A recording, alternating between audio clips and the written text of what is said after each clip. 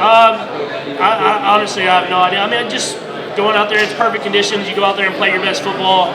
But I never knew that until this week. People started telling me. But it's obviously cool when you're not playing in freezing weather, I guess you say. But I feel like freezing weather always gives us an advantage as well. So just playing your best football in the best environment possible. I would say for me, my favorite memory was after my first Super Bowl, winning that Super Bowl and then seeing like my friends and family's faces and how happy they were for me. Like obviously I was still in shock almost, the surreal feeling of winning the Super Bowl and then seeing them, there's tears in some of your buddies' eyes that you've never seen cry before and stuff like that. It's such an appreciation for the love that they have for you and that comes from friends and family, man. They support you from the beginning and seeing their faces like that was definitely a memory I'll forever last. I think it feels better because my family is grown and so I get to see my kids on the field and they'll have those memories, but I'll forever have those memories of the confetti falling and my kids getting to see that and being on the football field. And I was that kid not winning championships, but being on the field with my dad, and I know how much those memories imprinted who I am today. It shapes our offense because he knows what the offensive line is good at. He knows what puts them in hard positions and how to emphasize their greatnesses and even emphasize more of their weaknesses. And so he always preaches, and I truly believe everything starts up front. If that's offensive line and defensive line, that's how you win football games in this league. And having a former offensive lineman in that position that's calling the plays, he knows how to put them in the best position to succeed. But 100%, the way he's able to scheme things, the way he's able to read tendencies, get you out of your best plays, and trying to force you to do stuff that you don't want to do. He's one of the best at that stuff, and so I have a ton of respect for Coach Fangio, and know that it'll be a great challenge for us. Coach Kelly is a great coach, man. I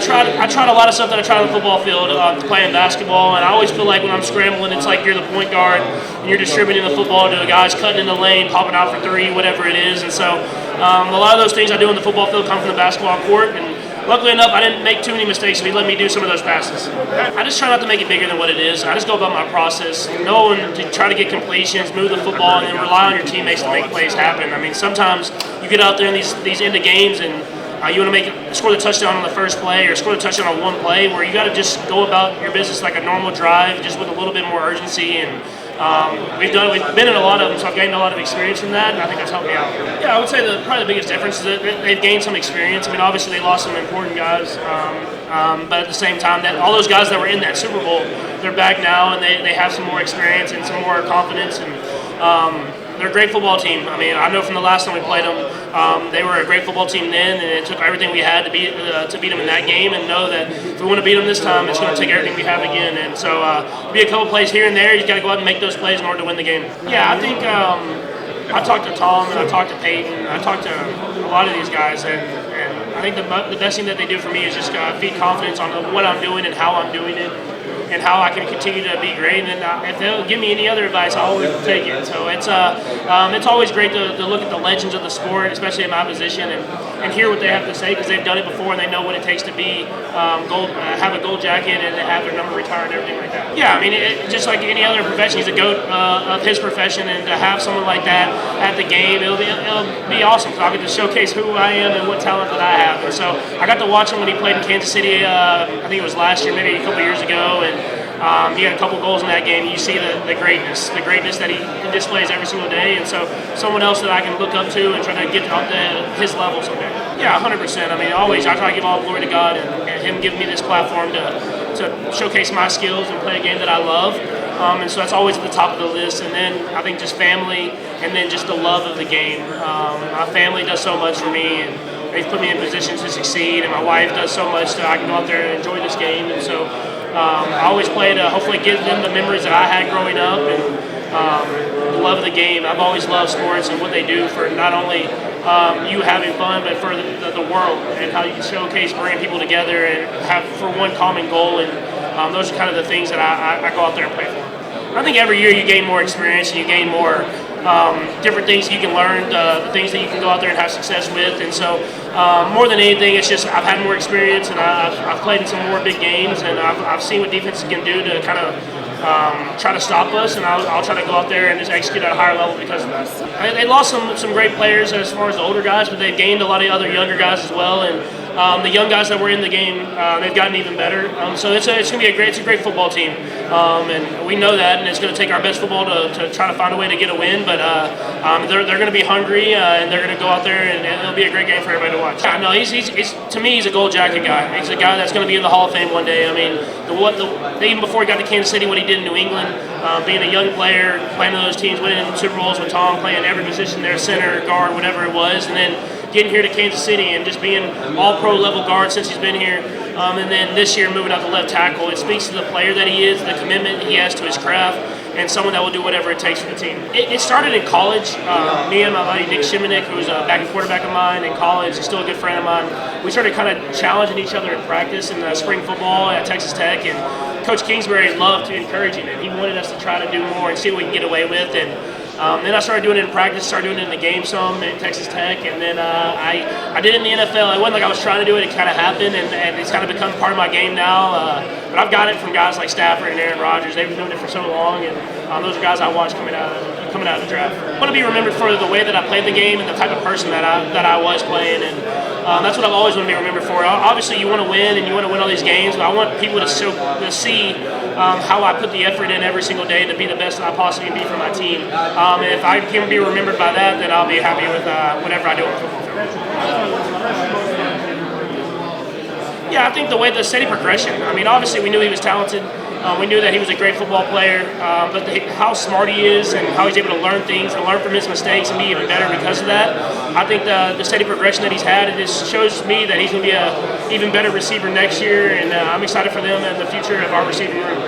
Yeah, I mean, I don't think it was too much different than last year. I mean, I think Taylor being at all the games has been awesome. It's been awesome to showcase her bringing light to the sport that I love and getting little girls like my daughter interested in watching the game. And now I think I just know Taylor better now, and I feel like I've built a great friendship with her and her wife. My wife and Taylor have built a friendship as well. So it's just cool to see that how football can bring people together from every aspect of life. And I feel like that's just kind of a metaphor for the rest of life as well. It's so much fun to see how much they like each other, and I know that sounds funny because it's guys from every different part of their career. You got DeAndre Hopkins, you got Justin Watson, Juju Smith-Schuster, then you got Xavier Worthy, Hollywood Brown, all these guys that have kind of made their own personality part of that receiving room, and they get along, they celebrate together, they're always spending time together, and so when you get a good tight-knit group like that, that's when you pull out the best in each other, and I think that's what they've done in that receiving room. I just be myself. I think at the end of the day, if you're authentic to who you are, then you're not worried about what other people say about you, and so regardless of how I'm either praised or doubted or whatever that is, I'm always going to be who I am, and I think if I do that, then I can always live with the results of the football field. I mean, as a Mavs fan, it hurt just because everything that Luka's done for the city in these last 7 years, and I got to watch a lot of that, and I've got to meet Luka and build a friendship with him, and I'm excited for his future though now in LA and learning from LeBron. I mean, that's what you want to do, is learn from the greats of your profession. And but at the end of the day, man, I'm always going to be a Mavs fan, and bringing a guy like Anthony Davis in is going to help the team. I mean, just a elite offensive and defensive player, and I'm excited for their future as well. But it hurts whenever you lose a guy that's kind of been a staple of your organization for a long time. And as a fan, I built a lot of great memories watching him play. Yeah, I spend time just with my kids. In football season, you take so much time away from those little memories that you have, just taking your kids to gym class or whatever it is, and taking them to school and stuff like that. So whenever I get in the off season, I try to spend as much time as I can with them, get to see what they do on a day-to-day basis, and build those memories with them. So once football season's over, I will be all hands on deck, and I got 3 of them now, so it'll be a tough battle for me there as well. I mean, that's stuff that I don't really look into. I just look up to the best version of Patrick Mahomes that I can be, and if I can be mentioned with any of those guys in the QB greats, it's amazing, but that's not my job to do. It's my job to go out there and play football and be the best version of myself. Hey, Patrick, you love to golf. Can you tell me your dream golf course? So start with historical figure. Historical figure. Talking about a golfer or like just any person in general? I'll go with Jack Nicklaus. Even though he's not a historical figure, he's just someone I've never seen. I want to see one of the GOATs play golf. Okay, another celebrity. Another celebrity, Travis Kelce. Always a good time. Another athlete. Another athlete, Michael Jordan. I think more than anything, it was just my parents in general. I've looked up and watched a lot of sports figures like Alex Rodriguez, and Derek Jeter, and Kobe Bryant and stuff like that. But I think just watching my parents on a day-to-day basis live out, try to help me achieve my dreams, live out my life, that'd probably be my idol. And just because that kind of they helped me become the person that I am today. Mentor, I would probably say LaTroy Hawkins. It's my godfather. He played baseball for a long time, and he always gave me advice about what to do, and if you want to be a professional athlete, just how you have to do it. And so he was probably my mentor, and he still is to this day. I'd probably say on defense it'd be like Derek Thomas. I mean, just having that pass rush with Chris Jones. I mean, we already have a great pass rush. Adding him's going to be crazy. And then offensively, either like Will Shields or or Tyreek. I mean, anytime you got that speed out there, and with the speed that we already have, I mean, it's hard for defense to account for. Yeah, I mean, his teams are so well coached, and they have such good feel for your offense and what you want to do as an offense and your tendencies. And obviously, with an extra week to prepare, it'll even be to a higher level. And so, his guys play hard. They know the scheme. They play fast. And it's always a challenge going up against Coach Fangio, and I have all this respect in the world for him.